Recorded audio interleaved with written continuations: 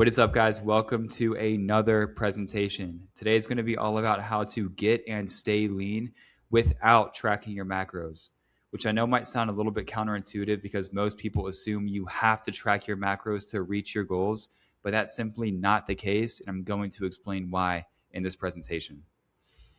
All right, the first thing I wanted to go over is the high performance pyramid. So this is something that I created, and it's important to establish the right foundation through your mindset and your habits before you go into creating a program within your training and your nutrition. Because if you identify in the wrong way, and if you don't have the right mindset, as well as the right habits to accompany the mindset, then anything you try to do on the outside, any action that you try to take isn't going to sustain itself unless you have the right foundation in place. So if you guys didn't get a chance to watch these videos, I would do so first. But without further ado, let's get into the presentation. All right, the first thing you guys want to understand is why most people are out of shape to begin with. To sum it up, modern life just makes it to where we burn less calories because we're not moving as much, and we're eating more calories because of the rise of processed food, fast food, and all of that garbage. So the biggest issue is that most people have office jobs now, and that just creates an issue to where the more sedentary you are and the more you're sitting at a desk at an office and you're not actually moving your body within the work that you do or just within your daily life, it creates the identity that you aren't someone who is active, and it makes it that much harder to get up and move because you're in a routine, you're in a cycle in which you're more used to not being active than you are being active. But it's important to realize that we are humans, we're animals, we are meant to move. Every single organism on this planet is designed to move. That is just within our DNA. That is an innate trait that we have as a species. But because people are sedentary, it just makes it that much harder for people to actually identify in the right way and to actually move their body the way that they're meant to. The rise of processed food is a huge issue because it's more caloric, it's less healthy, it leads to more cravings. It's a lot tastier in most cases, although when you start to eat more whole foods, which I'm going to go into in a second, you can start to reset your taste buds and prefer to eat that as opposed to processed food. But it's all designed for it to be addictive, and because of all the chemicals that are in it. And then also we've got Uber Eats, DoorDash. Convenience culture is at an all-time high, so it makes it to where you don't have to put in any work, not even go in your car and drive to somewhere to get food. You can just have it delivered to you at any time of the day, which makes matters that much worse. And all of this isn't really our fault per se. It's just the result of our environment changing. So, you can't view it in a negative way. That's just the outcome of all the changes that have transpired over the last 20, 30, 40 years, to where it's just easier to be someone like this guy right here, because of just how easy it is to just stay put and to not really have to put any effort to do anything throughout life. But the biggest thing you want to realize is that people used to stay in shape effortlessly back in the day when there was more manual labor jobs, when people were just on their feet more, when we didn't have computers, when we didn't have smartphones. 100 to 200 years ago, it would have been rare to see anyone that was heavily overweight or obese. And it wasn't really a thing back then. It was only for the powerful elite that had access to a lot of resources, stuff like that. But it would have been very rare to see anyone that would be out of shape. And my entire philosophy as far as this goes, as far as how to train effectively and how to eat effectively, is to go back to our roots as a species and to just keep things simple, because that's what it's all about. And that's why I'm not a huge advocate of tracking macros, because if you just stick to a few key components, it'll take you a long way. All right, going into a little bit more detail as to why tracking macros is not the most ideal.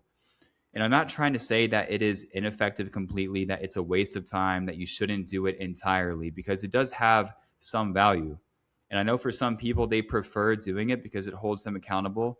They like to know exactly what they're eating and what's within all the food that they're currently consuming. So for some people, it can be very beneficial, and just that alone can help them stay consistent. The main thing is that tracking macros isn't sustainable, because it's not something you want to do every day and for the rest of your life too.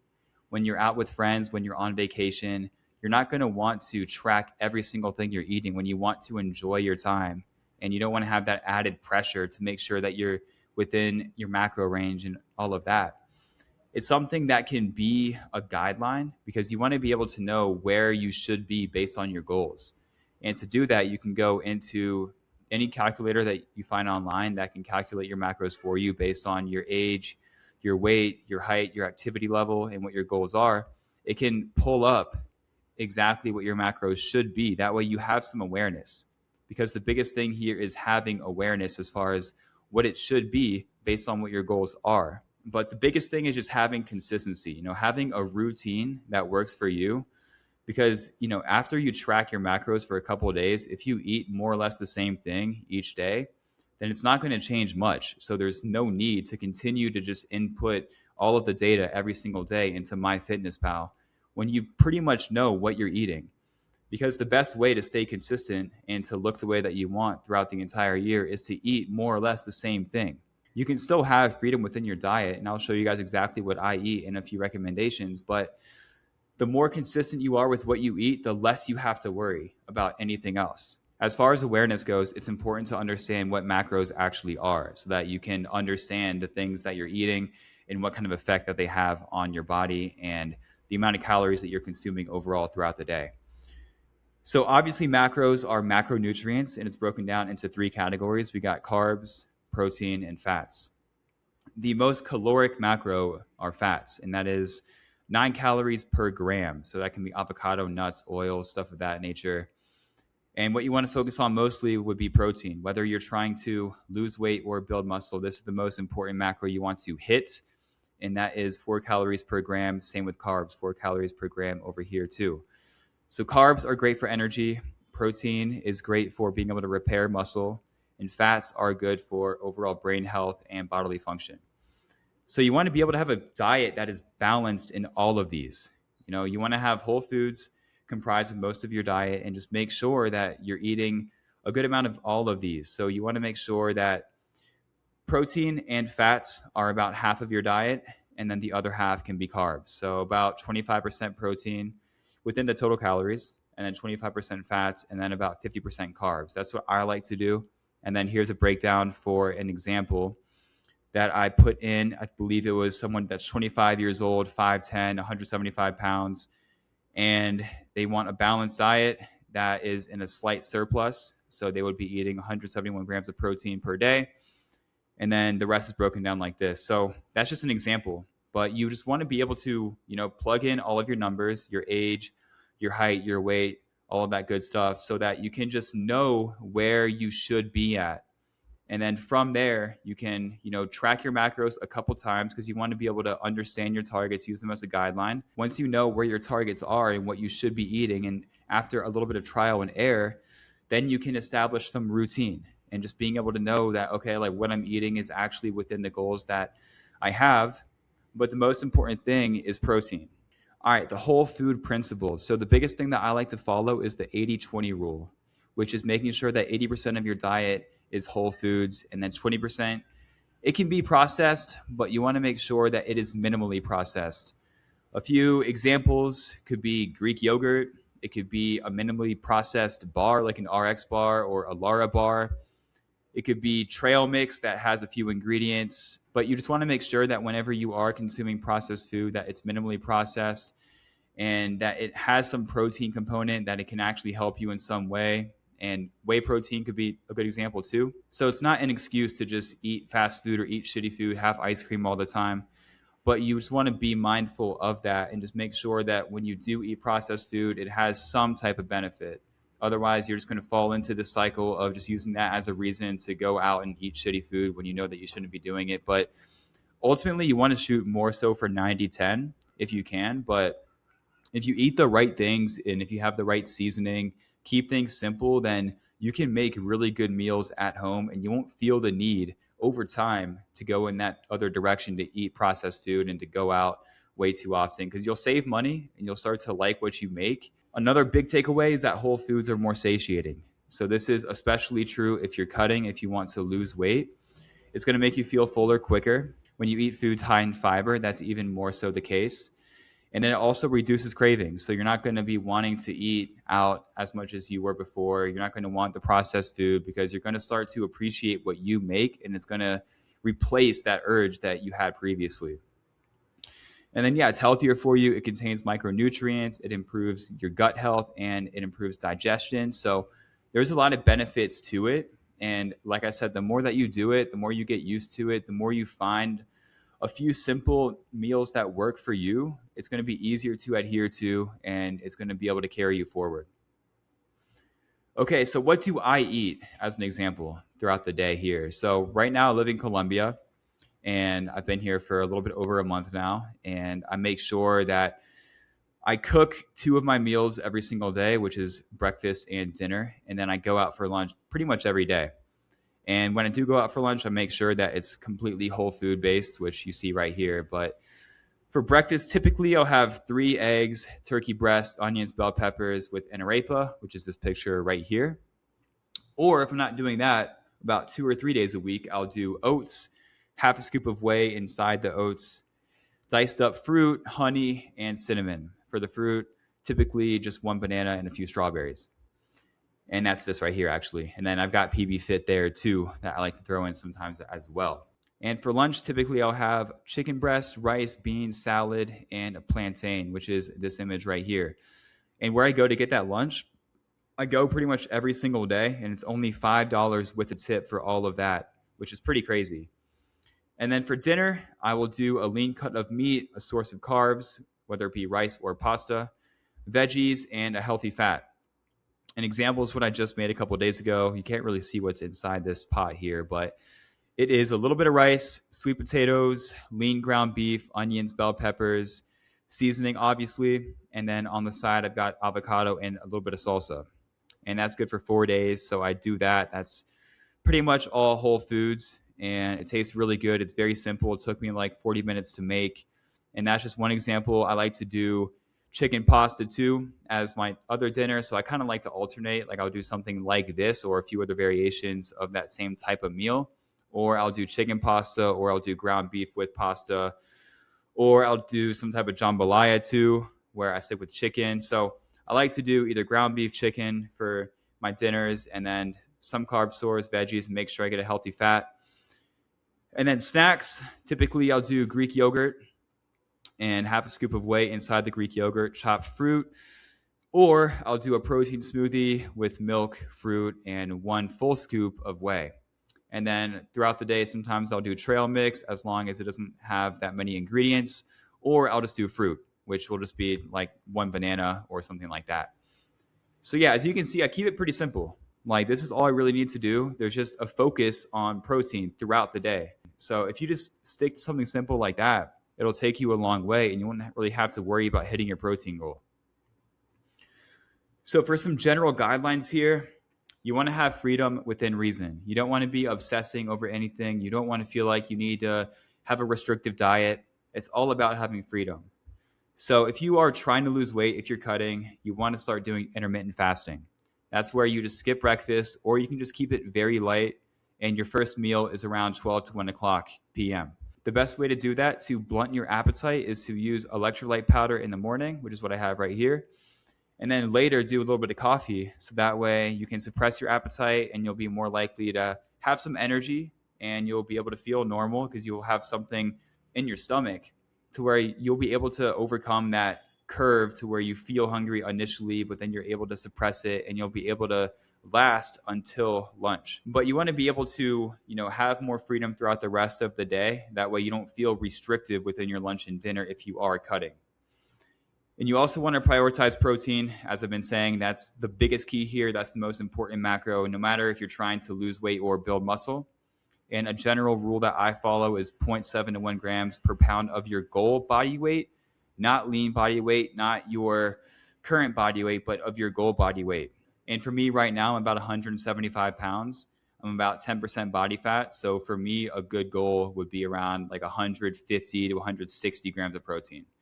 And typically I go over that just based on what I currently eat. But it's always good to shoot higher if you are ever worried that you're not hitting enough protein just to be able to cover yourself. Because if you're cutting especially, you want to be able to get your protein numbers up. That way you can preserve and even build muscle mass as you're trying to burn body fat. Because your body's going to need that even more so if you are cutting. And then, you want to stick to lean cuts of meat like I already mentioned. A few examples of that could be sirloin, chicken, turkey, or lean ground beef. If you like fish, you can do tilapia. And then also pair anything sweet with protein. So whenever you have a sweet tooth, because I have a pretty big sweet tooth, it's important to make sure that you don't just go all in on the sweets. You want to be able to balance it with protein. That way you can get your numbers up and you'll feel more satiated, more full, and you won't just go into this cycle of binge eating something you shouldn't be eating.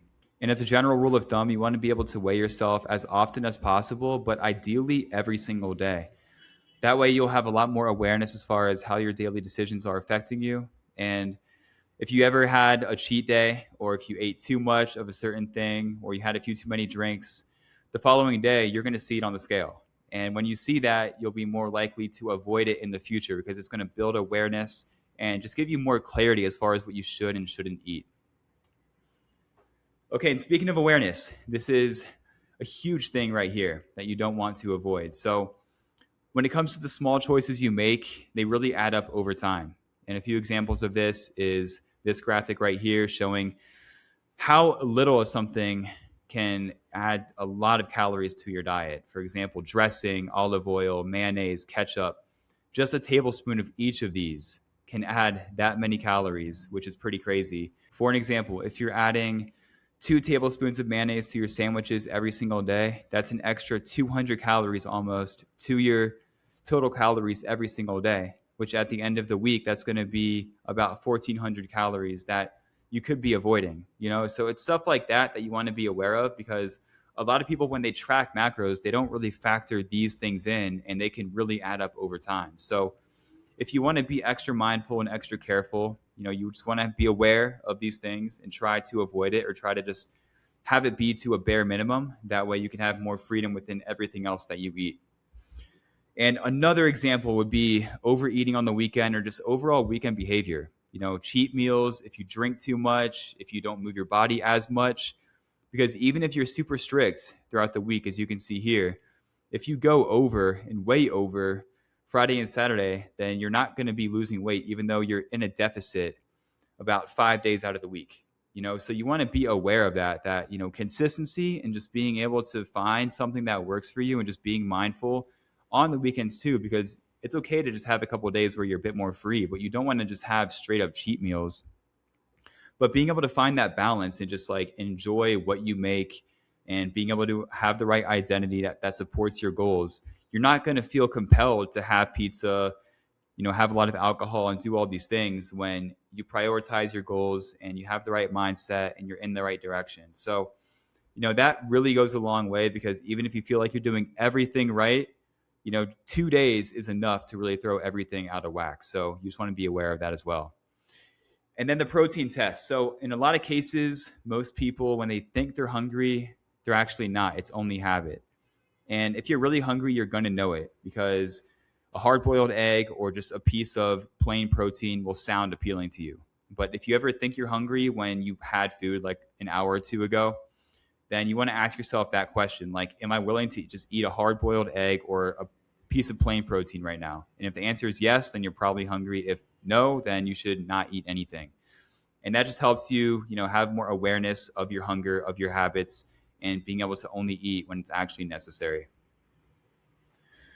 Okay, so to put it all together, the biggest thing you want to do, whether you're trying to lose weight or build muscle, you have to move your body every single day. That's one of the biggest pieces to all of this, because the biggest thing that baffles me is how people try to get in shape and they have the goal of wanting to be lean, wanting to build muscle and do all these things, when, we live in a society now, like I said on one of the first slides, how, modern culture pushes us into being sedentary, into being stagnant, into not moving our bodies.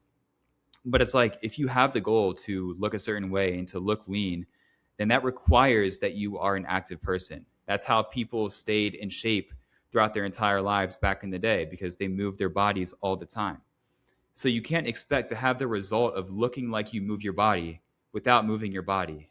And it's so crazy to me how people try to skip this step and act like it's okay to just not do that, because ultimately, if you have that mindset, you have to be that much more restrictive with your diet in order to reach your goals and to stay in shape. And it makes everything harder. because you want to find something that's easy. You want to aim for 10,000 steps every single day, at a bare minimum 8,000. And even if you have an office job, it's very attainable to hit this. You just have to go for 1 to 2 walks per day. But just in general, you want to be able to enjoy what you're doing. You want to be able to play sports, tap into your inner child. It's not like you need to confine yourself and only associate cardio with doing walking or running. There's so many other things that you can do. And I'm sure when you were a kid, you liked to play sports. So it's about, finding hobbies around doing things that are active, and it makes everything so much easier because when there's a skill component to it and when you can actually get better at what you're doing for cardio, then it makes it easier to adhere to it and just have fun with it too. Because it shouldn't feel like a hassle. It shouldn't feel like something you need to force yourself to do. You should just have fitness and this entire lifestyle be a part of who you are, and it'll make it feel so easy to just do it. Overall, it just makes everything more sustainable because it gives you more of a buffer and it reinforces the identity of someone who is active, which makes it easier to adhere to it. All right, routine and identity. So these kind of go hand in hand because when you build the routine, it builds your identity and vice versa. When you stick to simple meals that work for you, when you have the right seasoning, the right approach that you enjoy making, because the simpler it is, the easier it is to maintain. Like when you can make a meal in 30 to 40 minutes, when there's not that much prep time, it's all whole food based, you feel full after, you feel satisfied. That's the goal. But it takes experimentation to find out what works best for you. And then from there, you can, have a lot more routine within that. Because when it comes to having lasting change and being able to take this with you throughout your entire life, having the right identity is the only way that it's going to work because it allows you to enjoy the process. It reinforces the person that you're becoming. And it's just who you are at that point because you don't want it to feel like you need to force yourself to be healthy or to do all of these things just to have the goal of looking in shape. Because when you have the deeper identity built into that, then you're not really thinking about, how you look every day or trying to impress people or, having this external goal. Because over time, you start to build the mindset and the belief that, how I feel is more important than how I look. And the more that you feel better based on what you eat and your routine and the person that you're becoming, the more you focus on that within the process, the more you're going to be able to adhere to it, the happier you're going to be, and the more you're going to focus on that. Because it shouldn't all be about how you look. That's just one part of the equation. That's the result of all the work that you put in and how you live on a daily basis. But the biggest thing is how you feel and who you are. Because once it becomes a part of who you are, you don't have to plan everything to a T, be very strategic, and be super dialed with all of these things. It should be something that comes about naturally. If you want to be consistently lean, you need to consistently act like it. That's the biggest thing that you need to realize. Like I said earlier, if you're unwilling to move your body and if you're sedentary, even if you have the right diet, you don't deserve to look like you're lean. It's like you can still work around it and do your best to try to make that work, but it's not sustainable, obviously. But you have to realize that it's within our nature to move our bodies every single day, to hunt for our food, to be alert. And that's where we came from as a species. And to sum it up, you have two options: do everything I went over in this PowerPoint, which really isn't much, or religiously track your macros and live a restrictive lifestyle. Because ultimately, freedom is the goal. You don't need a perfect diet. You just need awareness of what you are consuming. And the three biggest things you want to focus on, if you only remember this throughout the PowerPoint, it is to have an 80-20 rule within Whole Foods, prioritize Whole Foods. On top of that, prioritize protein, whether you're trying to lose weight or build muscle. That is the most important. And to move your body every day. These are just the three staples that you want to live by. And if you just do that every single day, if you're consistent with that, then you are going to get the results that you are seeking. Because consistency doesn't happen over days or weeks. It happens over months. That is the biggest takeaway. You just have to find a system, find a routine that works for you through trial and error, through experimentation. You're going to find out what works. But ultimately, if you want this to work, if you want this to be sustainable for the rest of your life, if you don't want to just be on this roller coaster going back and forth to where you have a few days or a few weeks to where you're eating healthy, then you just self-sabotage and go backwards, then you need to reinforce the identity of someone who is active, who is healthy. And that's from enjoying the process and just being able to find what works for you and having awareness of how unhealthy all of these processed foods are, and having awareness that when you eat whole foods, when you eat healthy foods, you feel better. You feel better internally, you feel better about yourself, your body feels better, and it helps with you being able to perform at a higher level. So the more that you do this and the more that you can just stick to it, it's going to make it easier. So there might be a little bit of friction at first if you're used to eating a lot of processed food, eating out all the time. But over time, it's going to get easier. You just have to trust yourself and just take it small. But if you need any direct guidance, if you need support with this, you can shoot me a DM on Instagram. I'll leave my IG down in the description below. That's going to be it for this presentation. Hope you guys took something away from it, and I will see you in the next one.